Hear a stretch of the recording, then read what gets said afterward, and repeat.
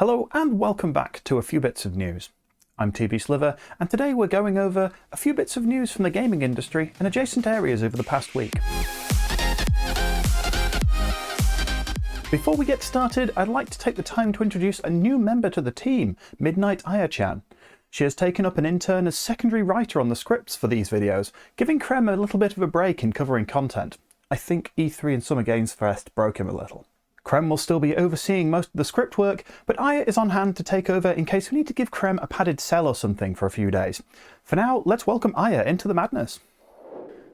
Twitch is back in the news today, although not for all the right reasons.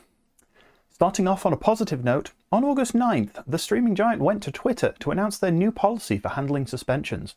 Going forward, streamers who have violated the community guidelines or terms of service will be emailed in-depth suspension notices.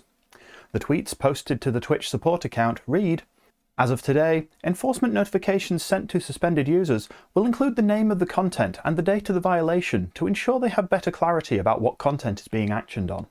To further clarify, the account posted a sample screenshot which shows that the information provided will be laid out in 3 easy-to-read parts: the reason for the violation, where the violation occurred, and the length of suspension. Pretty self-explanatory. The reason for the suspension lists a rule that was broken, a small summary of the rule, and provides links to the relevant sections of the Twitch community guidelines or terms of service. These links provide streamers with a quick, easy way to view specifics relating to the suspension without having to scroll through pages of irrelevant rules. The next section gives the streamer information on where the violation occurred. It lists if the recording was a stream or VOD, what the title of the content was, and the date the content was posted. The sample screenshot also features a timestamp, though judging on this alone, it is unknown if the time provided is purely the posting time for the stream or if this is the start of the policy violation. It also goes on to say that the content related may already be removed.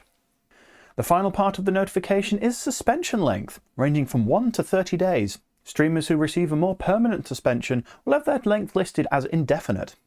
All the information in this new notification will be sent to the suspended streamers via email.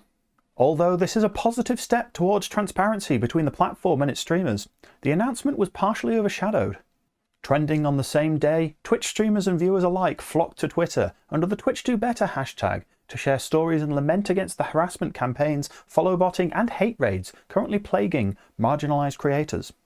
On February 8th, 2018, Twitch posted an announcement to their blog outlining changes to their community guidelines concerning anti-harassment and hate. In that post, Twitch stated, "We want everyone to not only feel welcome on Twitch, but to be proud to be part of the community. To that end, we are strengthening our stance on harassment and hate." Later in the article, they go on to say, "Our goal is to ensure Twitch is a place where everyone feels welcome, and we will continue to listen to you as we grow and adapt these policies as needed." Members of the Twitch community reacted strongly and went to Twitter to voice their opinions. One such tweet told the streaming platform that they'll be watching to see if this pledge would be upheld. Twitch responded, subtweeting back, "Please watch us closely and hold us accountable. This first update clarifies our guidelines, but we know we'll be judged on how we enforce them."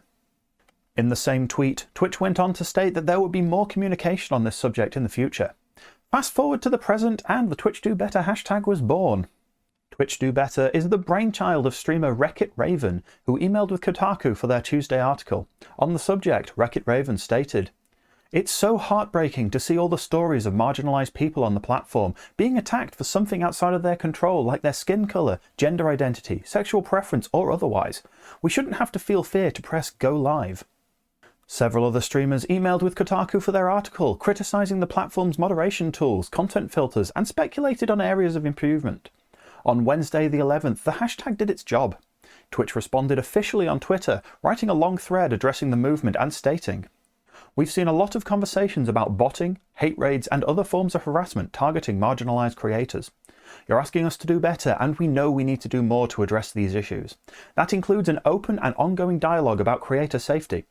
Thank you to everyone who shared these difficult experiences. We were able to identify a vulnerability in our proactive filters and have rolled out an update to close this gap and better detect hate speech in chat. We'll keep updating this to address emerging issues." Additionally, Twitch expressed that they would be launching channel-level ban evasion detection and account verification improvements later this year. Hopefully, we will see some positive outcome from all of this over the next few weeks. As the lawsuit continues for Activision-Blizzard, more heads did roll in the wake of the allegations put forward. Reported by Kotaku, Jesse McCree, who was the Diablo 4 lead designer, had been let go from the company. He was one of the staff members featured in the now infamous BlizzCon 2013 Cosby Suite image, which we haven't referenced directly until now, as details behind it are unsettling, with Alex Afrasiabi being among them, who was let go last year. Kotaku continues on, stating that another had been let go from the Diablo team, that of game director Luis Barriga. A third name was stated Jonathan LeCraft, who was a designer on World of Warcraft. A spokesperson for Activision-Blizzard confirmed all these had been let go a few hours later. How this currently impacts the Diablo 4 development is unknown at this time, as a date is not yet set for release. What has been circling the internet this week was an unconfirmed rumour that Overwatch 2 had been delayed further and is going to miss 2022 completely.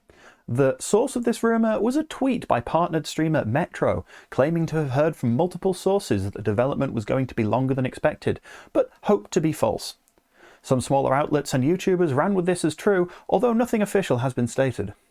That said, there may be a small grain of truth behind it, otherwise we would never have brought this up. As Kotaku again reported that since the lawsuit was active, certain Overwatch casters have dropped saying the character name McCree on stream, referring to him only as the Cowboy, who of course is named after Jesse McCree.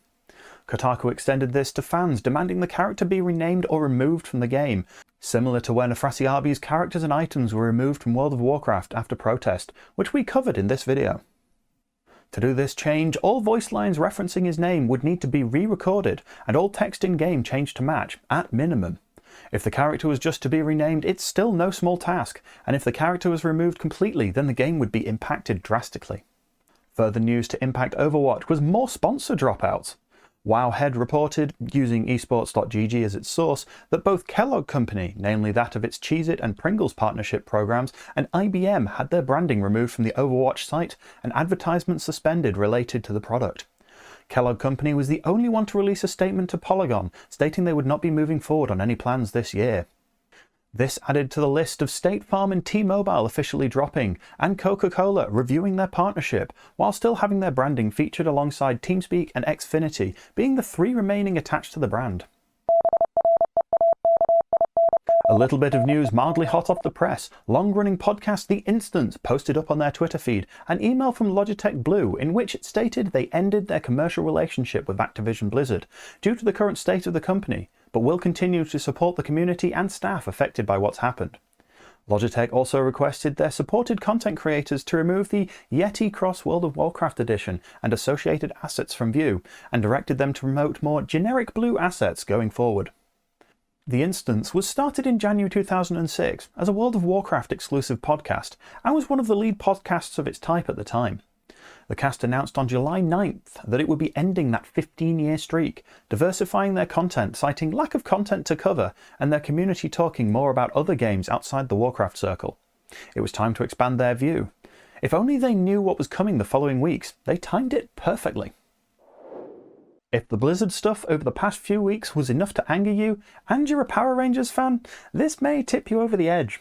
The weekend before last, Jason Bischoff, ex-global franchise director of Power Rangers at Hasbro, now Funko director, revealed the contents of Project Nomad, a 2016 game that was in the works, that would be, as you have guessed by now, a Power Rangers title.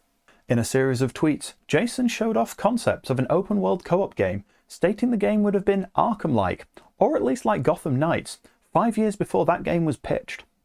Despite the fact that the studio didn't have the bandwidth or budget of the title, Jason was free to explore the idea, and with the help of some friends, namely that of Lineage, Carlos Dattoli, Gerald Singh, and many others he shouted out in his feed, they came up with some pretty compelling images and ideas, like the ones shown in this video.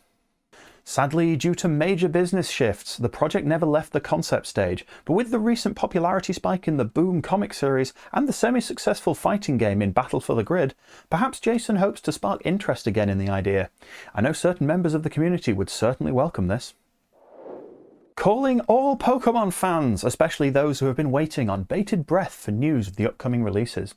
The official Pokemon Twitter account announced on Friday an upcoming PokemonPresents featuring Pokemon Brilliant Diamond, Shining Pearl, and Pokemon Legends Arceus. The presentation will be live on the company's YouTube channel on Wednesday, August 18th at 6 AM PDT. This announcement comes on the back of E3 where Nintendo did not show any Pokemon titles, concerning fans who were quick to point out that this was the first year since 2012 that Nintendo did not present a new Pokemon title. Pokemon Brilliant Diamond and Shining Pearl are scheduled to be released on November 19th, 2021, with Pokemon Legends Arceus shortly after on January 28th, 2022. Before we start this week's releases, let's talk about ones that dropped last week during Nintendo's Indie World Showcase. Indie sci-fi Metroidvania Axiom Verge 2 got a stealth launch on Switch, PlayStation 4 and the Epic Games Store, with PlayStation 5 in the works. Also launching that week was visual novel Necrobarista Final Pour, this being a timed exclusive for the Switch and is an extended version of its PC counterpart, featuring new narrative content, remastered visuals, plus a new Studios mode, where players can create their own dialogue and stories. The PC version will be updated at a later date. Right, on to this week's releases. On the 16th we have Road 96, a roguelite narrative game where everything from the reason you're leaving to what you meet on the way can change each playthrough, available on PC and Switch. On the 17th we have Humankind, control the path of humanity and design your own civilization, combining multiple historical cultures as you take over the world, out on all PC stores, Stadia and Xbox PC Game Pass. Greek Memories of Azure, a multi-character puzzle platformer where you're trying to rebuild an airship to escape the war-ravaged area. Available on PC, PlayStation 5, Xbox One X and Switch.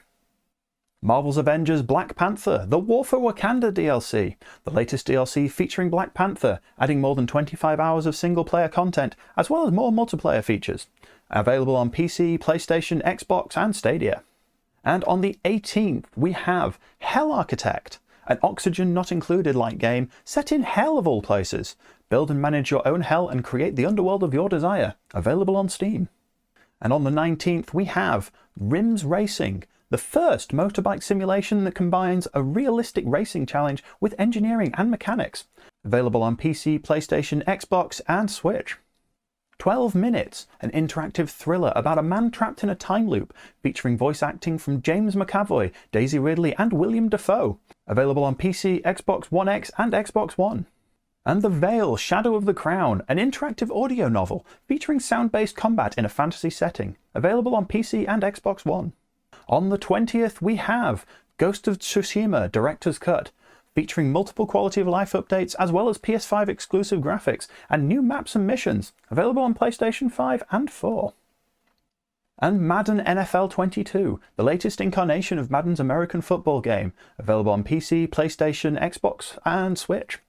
And Arietta of Spirits, a story-driven action-adventure as you unveil the mysteries of the spirit realm, available on PC, PlayStation 4, Xbox One and Switch. And that's it for this week's A Few Bits of News. Tune in next Monday for more news across the gaming industry, and as always don't forget to like, comment and subscribe, as well as hit that bell to get notified of the next video. If you'd like to chat with us live, then come join me every Tuesday, Wednesday and Friday evening over on Twitch, link in the description. Otherwise, we'll see you below in the comments.